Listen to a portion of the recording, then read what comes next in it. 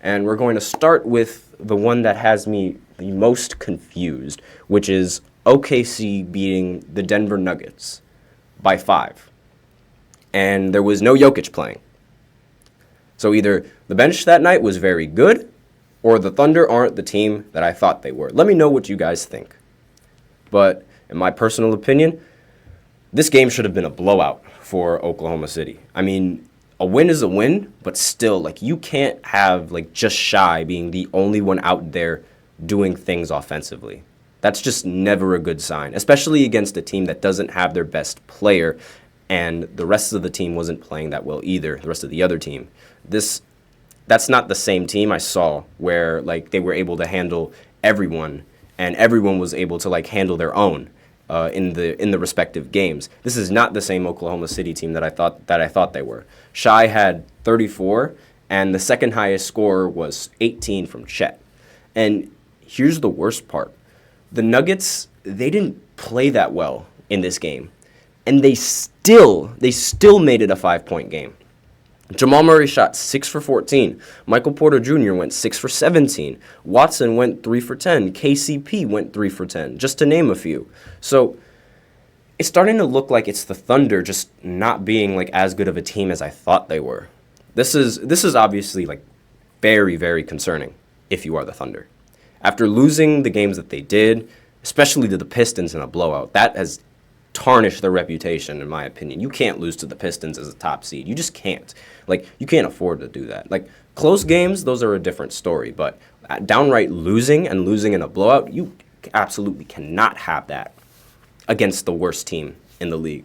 It has seriously changed my opinion on the team overall, and I don't really see them as a team that could make this much noise anymore. Like, I think they might end up being one and done. Unless, like, I don't know, maybe they play the Lakers and then they get lucky. But the Nuggets right now, they have nothing to worry about, seeing as they only lost by 5 and they didn't play well and they didn't even have their best player that night. So when you contribute all of these factors for the Denver Nuggets, I think you're still in a good spot. Like, you lost this game, but you were far from your full strength and you still made it close. So it definitely shows, like, it either will give them confidence about, like, how good the bench actually is, or it's just because OKC just isn't the team that I thought they were. But on to more games. The Heat finally won a game after losing 7 in a row, and Jimmy showed up and scored 31 on 10 for 14. Josh Richardson had 24 off the bench to help their scoring, and Bam ended with 16. Now, the media coverage with Jimmy Butler it's always really odd to me. Like, he's like one of those few star players that doesn't get ridiculed for playing bad at all. But the minute he plays good, everyone just flocks to him. Like, you'll just see everyone spam, "Playoff Jimmy, playoff Butler." It's really odd to me how he's one of the well-known stars, but he doesn't nearly get scrutinized as much as the other stars would. At least in my personal opinion. I haven't really seen much from Jimmy Butler, and I haven't really seen much slander from him coming from media at all. But regardless of that, recently, Kendrick Perkins suggested that Miami and Jimmy should go their separate ways. On last night, not last night, he suggested this on another live show that he did where he said that Jimmy should go his separate ways. I don't think that there is a reason for them to go their separate ways at this point. Because, like, they just made the finals last year. So you have to run it back every single, like, until you can do it. Like, you got to run it back. Like, I mean, if it doesn't work this year, maybe look into switching it. But seeing as you made the finals as an 8th seed, like, you run it back. There's no hurting it. There's no harm. Like, they just made the finals. So having Jimmy means, like, you're always in a spot to compete. So I don't think that they should trade Jimmy away, as Kendrick Perkins should say. Now, not saying he's been playing bad recently, but, like, the media is, like, it's barely showing any type of highlights from him, and we don't really see much highlights other than Jamie Jacquez Jr. So maybe that's why he thinks that they should part ways. But I mean, 7-game losing streak, I mean, yeah, it's tough, but you still have until All-Star break. And again, they're notorious for going on runs.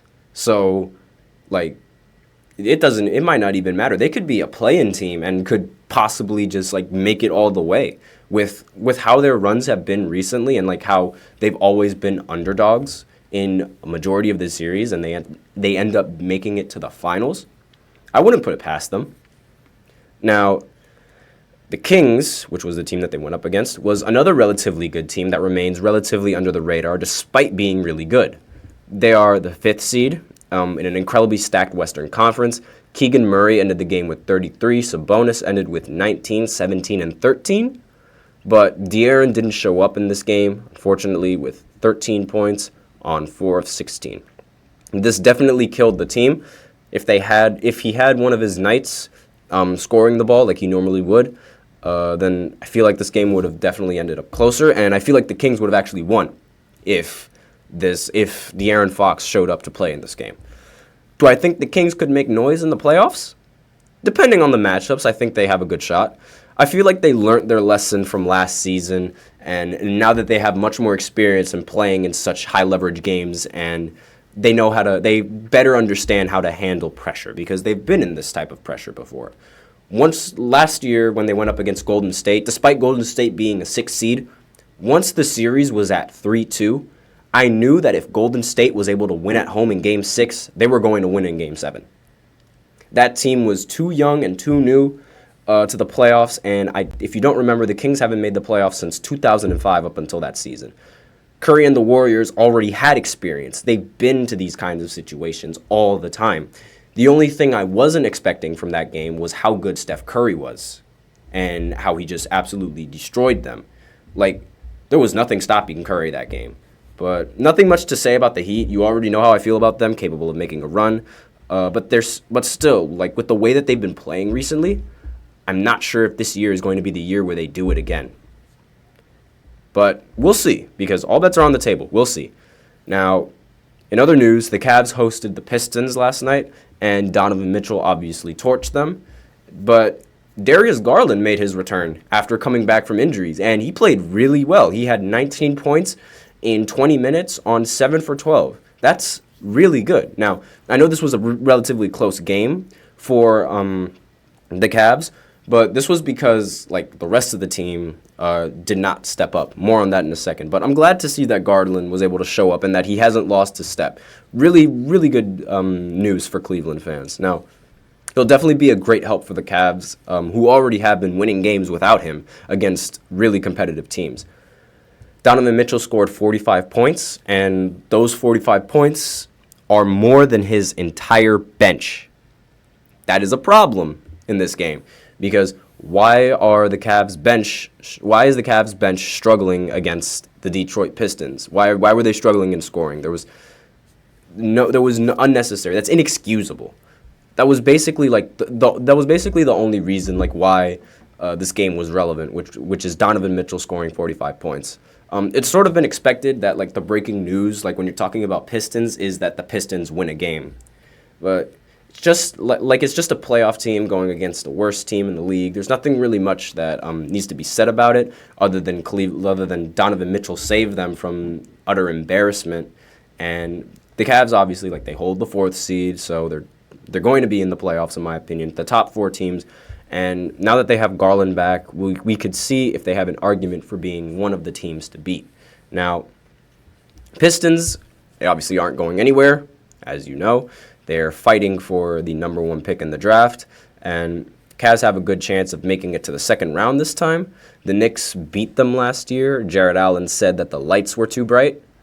So, which is another relatively young team that was taking the Cavs to the playoffs. Now, to put this like into perspective, like I understand why like the lights might have been a little bit too bright for him. Like it's a young team that is trying to take the Cavs to postseason success. Now, this was the first time like in literal decades the Cavs have made the playoffs without their king to guide them. So like LeBron was the reason why they weren't the Detroit Pistons right now. He left, and then they were the worst team. He came back, they weren't. And then when he left, they had a stretch of having a bunch of bad seasons, and then they traded for Donovan Mitchell, and here we are now. So, like obviously there was a lot of pressure going into that playoff matchup because it's like they didn't have LeBron. It's like this is relatively new environment for a lot of these people. So needed to get that chemistry down after the first year of getting Donovan Mitchell and whatnot. That Knicks team, they had better chemistry because they had a lot more players on the team that played with each other for several times. Like, for example, Jalen Brunson and Josh Hart, Villanova legends. So obviously, like, the chemistry on that team was going to be much better, and I feel like that definitely played into why the Knicks were able to overcome that series. Go New York. Kawhi Leonard and the Clippers played Washington today, last night, after coming off of a road loss to the Cleveland Cavaliers. They ended up taking the win, and as I expected, because it's Washington. Jordan Poole didn't play this game, which might have actually been a benefactor for Washington, which might have been, it's probably why the score isn't like 134 to 109 right now. Kawhi was trending on Twitter tonight with 31 points. Harden ended with 25, 9, and 5. No Paul George tonight, but against a team like the Wizards, it's not really something that the Clippers should worry about, not having their second or third best player. I'm not entirely sure like who's their second to third, either Harden or Paul George. I think I'd pick Paul George to be their second option, but James Harden is the one that runs the plays. So let me know in the comments, who do you think is the second option on the Clippers? Is it James Harden or is it Paul George? But I have to give credit to Kawhi. If this was a few years ago, I would think he'd sit out this game. But so far, he's only missed 6 games this season. Obviously, it's great for the team. It's chemistry. I think he really likes playing with his team. The Wizards weren't expected to be a good team this year, but nobody thought they'd be this bad. Poole didn't play this game, as I mentioned before, but it was a good thing that he and Kuzma both have the worst plus-minus in the league. So having both of them on the court at the same time, according to the numbers, just hurts the team. It only hurts the team more. Kuzma didn't play bad, however, this game, so I won't say much about Kuzma. He had 27 points. This team is probably going to need to spend a while building through the draft. Nothing more I think I need to say because you guys know how I feel about the Clippers. I need to see this kind of excuse me. I need to see these kind of performances in the playoffs, and I need to see them actually make it and like make a deep run in these playoffs without losing in a series that they should have won. So until then, like, I can't entirely say that they are the favorites to win it. I just can't. Like, they have to prove it. And with that, we are out of time for the second segment, so join me for the third segment where I do something a little bit different and for the first time talk about the picks for tonight in tonight's games and who I think is going to end up coming out on top. So please stay tuned for that after this very short break.